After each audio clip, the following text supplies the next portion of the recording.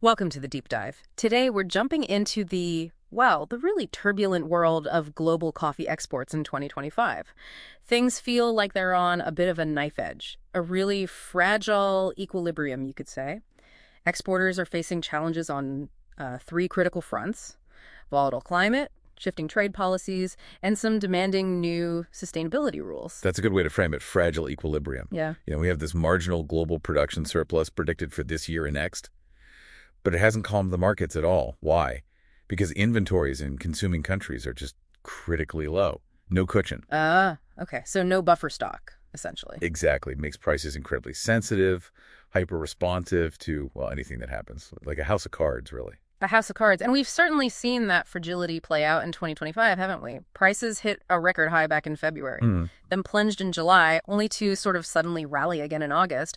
What's behind that roller coaster? Well, that August spike, that was a direct reaction. It came right after the announcement of new U.S. import tariffs. Okay, the tariffs. We'll definitely circle back to those. But stepping back from the daily swings, the bigger picture, that first front we mentioned, is climate. It's really driving a wedge, a significant divergence between key exporting nations. Divergence. Okay, can you give us an example? Where is this climate split most obvious? Look at Brazil. It's fascinating. Their Arabica output, it's actually falling because of severe drought conditions, significant drop. Right. But at the same time, their Robusta production is just surging, record highs. It's almost like two different climate zones within one country now. Wow, so Brazil's divided? What about Vietnam? They're a huge Robusta producer, too. Vietnam's doing well, actually. Strong production recovery for Robusta. And they're making a strategic move, shifting towards higher value processed exports, less raw bean, more finished product. Interesting. So Brazil split, Vietnam recovering and shifting strategy. Any others showing this climate effect strongly? Yes. Contrast that with Colombia. Their Arabica production forecast to decline. Why? Too much rain, excessive rainfall there. So the opposite problem to Brazil's Arabica regions. Exactly. It perfectly illustrates this climate-driven decoupling we're seeing between Arabica and Robusta supply. The weather just isn't hitting them the same way. It's creating this massive structural shift.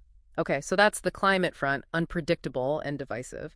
But you mentioned it's not just nature, it's policy too, these tectonic shifts. That's the second battleground. Absolutely. Those U.S. tariffs we mentioned earlier are a prime example. Some reports called it weaponizing trade. Is that fair? Well, it certainly captures the shockwaves it sent. We're talking specifics. A 50% duty slapped on Brazilian coffee, 20% on Vietnamese, instantly. Wow, 50%. Yeah, it effectively froze trade overnight for many, forced this chaotic scramble, buyers desperately reevaluating where they get their beans, especially since Mexico, crucially, remains duty-free. Right, so Mexico suddenly looks very attractive. Very. It created a rush to find new supply lines, almost overnight. Okay, so U.S. tariffs shaking things up. And then across the Atlantic, the EU, their deforestation regulation, the EUDR, fully kicks in end of 2025. Sounds huge. It is huge. The compliance burden is immense.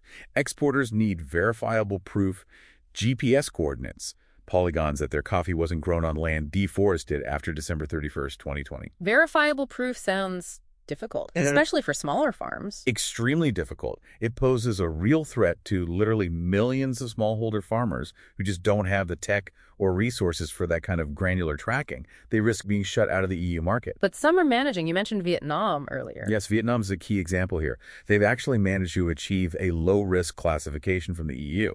It shows it can be done with the right government support and infrastructure, but it's a massive advantage for them right now. Okay, so supply squeezed by climate, complicated by policy. What about demand? That's the third front, right? Yeah. The coffee drinkers themselves, are tastes changing? Oh, definitely. And what's really interesting is this clear split, a bifurcation of demand, as analysts are calling it.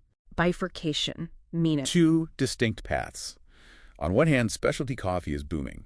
Really robust growth. For the first time ever in the U.S., daily specialty coffee drinkers outnumbered traditional coffee drinkers. That's huge. 46% of U.S. adults. 46%. Wow. And the other path? Convenience. Massive demand for ready-to-drink formats, RTDs, and also functional coffees, with added wellness ingredients. That's particularly strong in fast-growing Asian markets. So high-end specialty on one side, super convenient on the other. Exactly. For exporters, it means you almost have to pick a lane now. It's getting harder to be everything to everyone. So putting it all together, it really does sound like this three-front war you described. battling climate change impacts, navigating geopolitical trade fights, and trying to meet these shifting, almost polarized consumer demands. That sums it up well. Yeah. And understanding these complex interactions, climate, policy, consumers, it isn't just jargon for people in the trade. It's crucial for anyone who cares about the future of coffee. It shapes everything. Right. It ultimately affects the availability, the price. The very type of coffee that ends up in the cup you're holding in your hand each morning. Absolutely. Makes you think, doesn't it? Consider what all these shifts where coffee comes from, the rules it has to follow, what drinkers actually want, what that might mean for the coffee you'll be drinking, maybe even just a few years from now. What will be available? What will it cost? Will it even taste the same?